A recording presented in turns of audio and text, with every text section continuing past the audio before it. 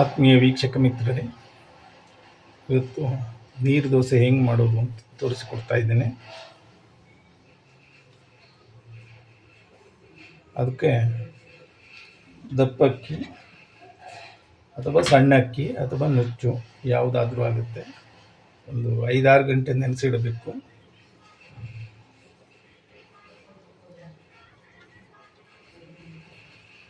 ಬೆಳಗ್ಗೆ ರುಬ್ಬೇಕಾದ್ರೆ ಒಂದು ಸ್ವಲ್ಪ ತೆಂಗಿನಕಾಯಿಯನ್ನು ಹಾಕ್ಕೊಳ್ಬೇಕು. ಹಾಗಾದರೆ ಚೆನ್ನಾಗಿ ಬರುತ್ತೆ. ಅಕ್ಕಿ, ಸ್ವಲ್ಪ ತೆಂಗಿನಕಾಯಿ ಅಷ್ಟೇ ಹಾಕಿ. ಯಾರಿಗೆ ದೋಸೆ ಎದ್ದೇಳೋದಿಲ್ಲ, ಕಾವಲಿಯಿಂದ ಕಷ್ಟ ಆಗುತ್ತೆ ಅಂಥವರಿಗೆ ಒಂದು ಅರ್ಧ ಈರುಳ್ಳಿ ಹಾಕ್ಕೊಳ್ಬೇಕು. ಅರ್ಧ ಈರುಳ್ಳಿ ಹಾಕಿದರೆ ಕ್ಲೀನಾಗಿ ಕಾವಲಿಯಿಂದ ದೋಸೆ ಎದ್ದೇಳುತ್ತೆ.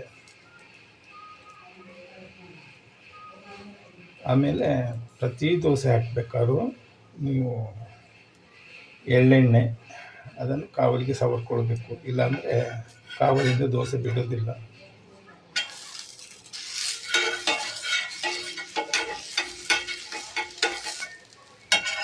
ಆರೋಗ್ಯಕ್ಕೆ ಬಹಳ ಒಳ್ಳೆಯ ತಿಂಡಿ.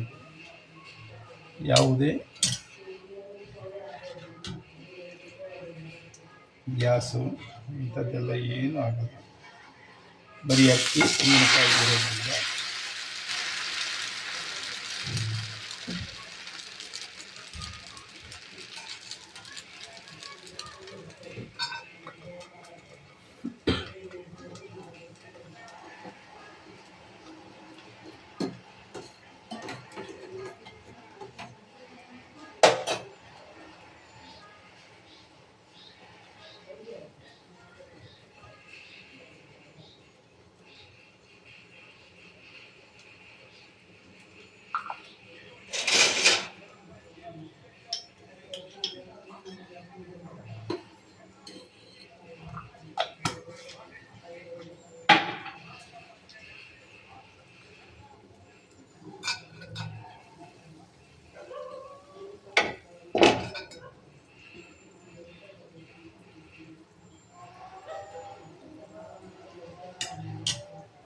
ಎಲ್ಲ ದೋಸೆ ಆದರೂ ನಾವು ಹೇಳಿದಂಗೆ ಕೇಳ್ತದೆ. ಆದರೆ ಈ ನೀರು ದೋಸೆಗೆ ದೋಸೆ ಹೇಳಿದಂಗೆ ನಾವು ಕೇಳಬೇಕು. ಹುಷಾರಾಗಿ ತೆಗೆದ್ರೆ ಮಾತ್ರ ದೋಸೆ ಎದ್ದು ಬರುತ್ತೆ, ಇಲ್ಲಾಂದರೆ ಹರಿದೋಗುತ್ತೆ.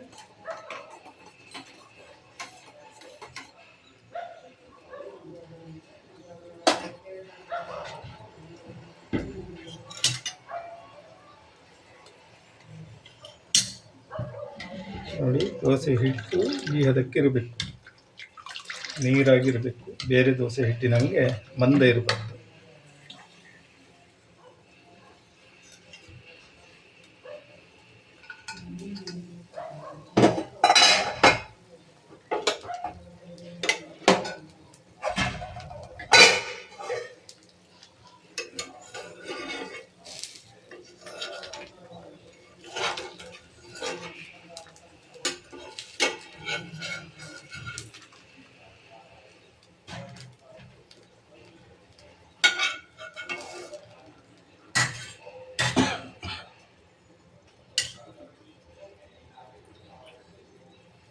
ಪ್ರತಿ ದೋಸೆ ಬೇಯಬೇಕಾದ್ರೂ ಎಣ್ಣೆ ಹಚ್ಚಲೇಬೇಕು, ಇಲ್ಲಾಂದರೆ ಎದ್ದೇಳಲ್ಲ ಅದು.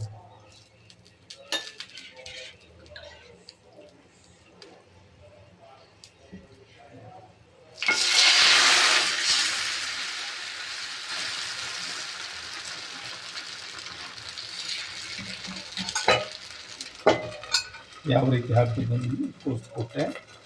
ಇನ್ನು ಇದಕ್ಕೆ ಕಾಂಬಿನೇಷನ್ ಬೆಲ್ಲಕಾಯಿ, ಸ್ವಲ್ಪ ಕಾಯಿ ತುರಿದು ಬೆಲ್ಲ ಪುಡಿ ಮಾಡಿ ಮಿಕ್ಸ್ ಮಾಡಿದರೆ ಅದು ಬಹಳ ಟೇಸ್ಟ್ ಆಗುತ್ತೆ. ನೀರು ದೋಸೆ ಬೆಲ್ಲಕಾಯಿ ಅಂತೇಳಿ ಚಟ್ನಿಯೂ ಆಗುತ್ತೆ, ಸಾಂಬಾರಾಗುತ್ತೆ. ಏನಿಲ್ಲ ಅಂದರೆ ಬಿಸಿ ಟೀ ಇದ್ದರೆ ಹಾಗೆ ತಿನ್ಬೋದು, ಅಷ್ಟು ರುಚಿ ಅದು. ವೀಕ್ಷಕ ಮಿತ್ರರೇ, ನಿಮಗಿದು ಇಷ್ಟ ಆಗಿದ್ದರೆ ಲೈಕ್ ಮಾಡಿ, ಸಬ್ಸ್ಕ್ರೈಬ್ ಮಾಡಿ. ಧನ್ಯವಾದಗಳು.